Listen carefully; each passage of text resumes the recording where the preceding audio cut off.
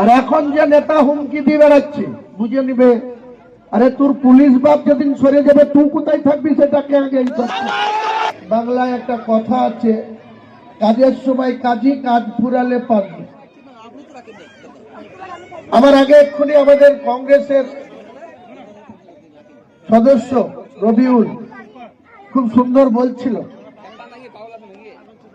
আমি 2016 সালে 12 সালে বিধায়ক পদ ত্যাগ করে তৃণমূলে জয়েন করলাম।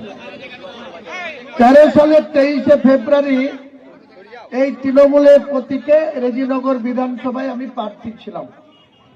তো আমরা কংগ্রেসের সেই সময়কার নেতা মধ্যে অন্যতম এখানকার রবিনহুড নাকি হয়েছে, সবাইকে শাসিয়ে বেড়াচ্ছে। তার বাপ আমাদের সঙ্গে রাজনীতি করত, ওর বাপ রাজনীতি করত। আর এই 6টা অঞ্চলের সিপিএম এর তাবড় নেতা ছিল মুজাম সাহেব, কমরেড মুজাম সাহেব, রেজিনগরে বাড়ি। তার এমনি আত্মীয় স্বজন শক্তিশালী অনেক ছিল, তার মধ্যে তিনি 2টো না 3টে বিয়ে করে আরো আত্মীয় স্বজন প্রসার করে নিয়েছিল, অনেক বেশি শক্তিশালী করে দিয়েছিল। তো আমরা ও পার থেকে আসতাম।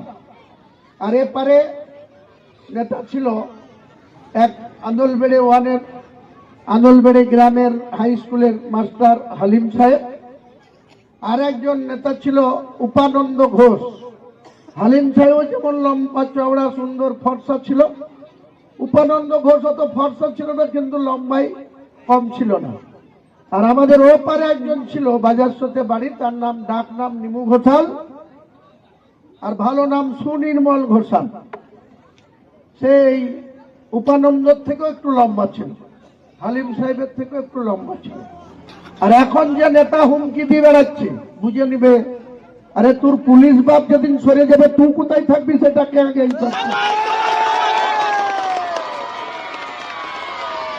তুই কার ছেলে আর তোর কত মুরুদ আমার জানা আছে। আমি হুমায়ুন কবির বলছি, রেজিনগরে তোর বাপকে প্রভাকর ভট্টাচার্য তখন রেজিনগরের ওসি, সমর রায় বলে একজন মেজবাবু ছিল, মোহন শর্মা বলে একজন মেজবাবু ছিল।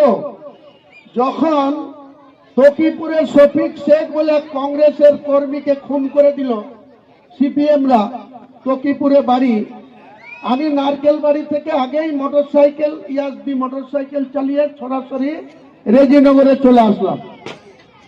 এসে অবরোধ করলাম। তোর বাপের কি অবস্থা হয়েছিল